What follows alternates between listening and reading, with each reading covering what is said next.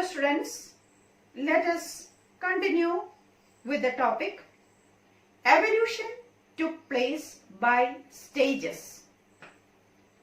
A question that arises here is, if complicated organs such as the eye are selected for advantage they provide, how can they be generated by a single DNA change? Surely such complex organs will be created bit by bit over generations.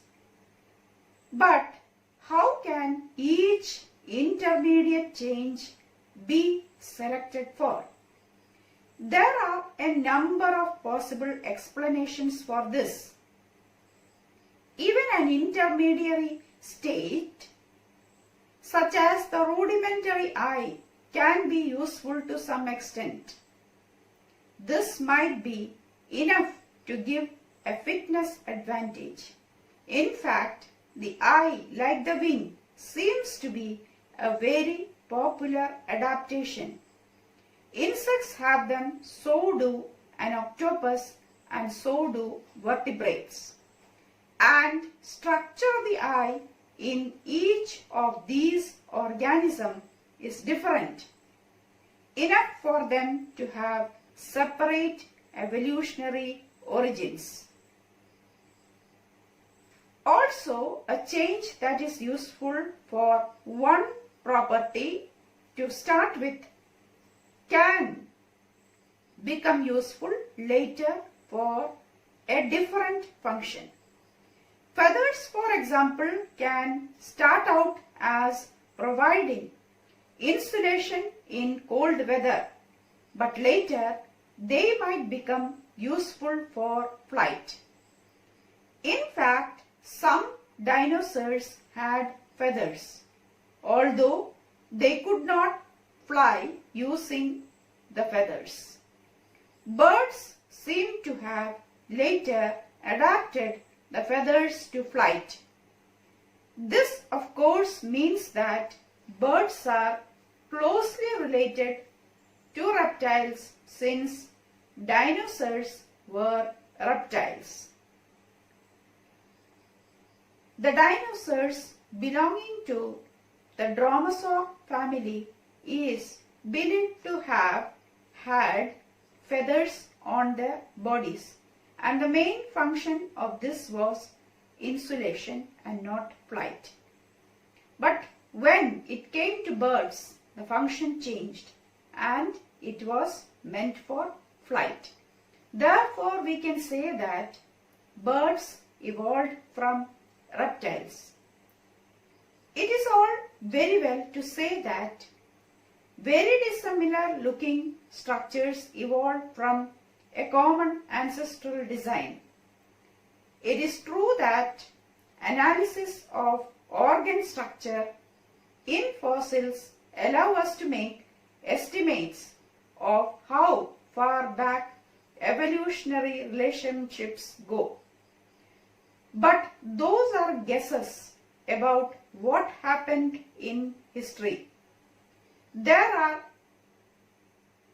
there any current examples of such a process? The wild cabbage plant is a good example. Humans have over more than 2000 years cultivated wild cabbage as a food plant and generated different vegetables from it by selection. This is, of course, artificial selection rather than natural selection. So, some farmers have wanted to select for very short distances between leaves and have bred the cabbage we eat. Some have wanted to select for arrested flower development and they have bred broccoli for sterile flowers and have made cauliflower. Some have selected for swollen parts and have come up with kohlrabi.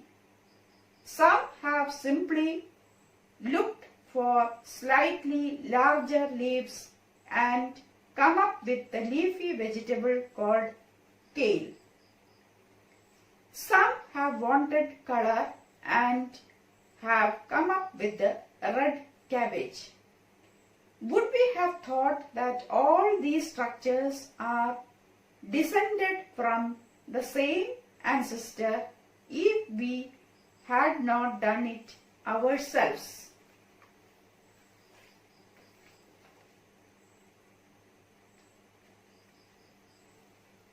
Another way of tracing evolutionary relationship depends on the original idea that we started with.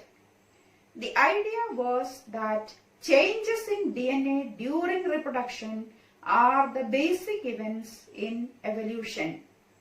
If that is the case, then comparing the DNA of different species would or should give us a direct estimate of how much DNA has changed during the formation of these species.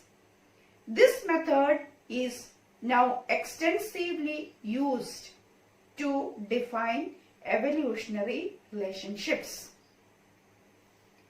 Now, what is molecular phylogeny? We have been discussing how changes in DNA during cell division would lead to changes in the proteins that are made from this new DNA. Another point that has been made is that these changes would accumulate from one generation to the next. Could this be used to trace the changes in DNA backwards in time and find out where each change diverged from the other? Molecular phylogeny does exactly this. This approach is based on the idea that organisms which are more distinctly related will accumulate a greater number of differences in their DNA. Such studies trace the evolutionary relationships, and it has been highly gratifying to find that the relationships among different organisms shown by molecular phylogeny match the classification scheme. Now let us come to the next topic, that evolution should not be equated with progress. In an exercise of tracing the family trees of species, we need to remember certain things. Firstly, there are multiple branches possible if each and every stage of this process. So it is not as if one species is eliminated to give rise to a new one. A new species has emerged, but that does not necessarily mean, like the beetle example we have been thinking about, that the old species will disappear. It will all depend on the environment. Also, it is not as if the newly generated species are in any way better than the older one. It is just that natural selection and genetic drift have together led to the formation of a population that cannot reproduce with the original one. So, for example, it is not true that humans have evolved from chimpanzees. Rather, both human beings and chimpanzees have a common ancestor a long time ago. That common ancestor is likely to have been neither human nor chimpanzee. Also, the first step of separation from that ancestor is unlikely to have resulted in modern chimpanzees and human beings. Instead, the two resultant species have probably evolved in their own separate ways to give rise to the current forms. there is no real progress in the idea of evolution. Evolution is simply the generation of diversity and shaping of the diversity by environmental selection. The only progressive trend in evolution seems to be that more and more complex body designs have emerged over time. However, again, it is not as if the older designs are inefficient. So, many of the older and simpler designs will survive. In fact, one of the simplest life forms, that is bacteria, inhabit the most inhospitable habitats like hot springs, deep sea thermal vents, and the ice in Antarctica. In other words, human beings are not the pinnacle of evolution, but simply yet another species in the teeming spectrum of evolving life. Let us now look at human evolution. The same tools for tracing evolutionary relationships, that is, excavating, time dating, and studying fossils, as well as determining DNA sequences, have been used for studying human evolution.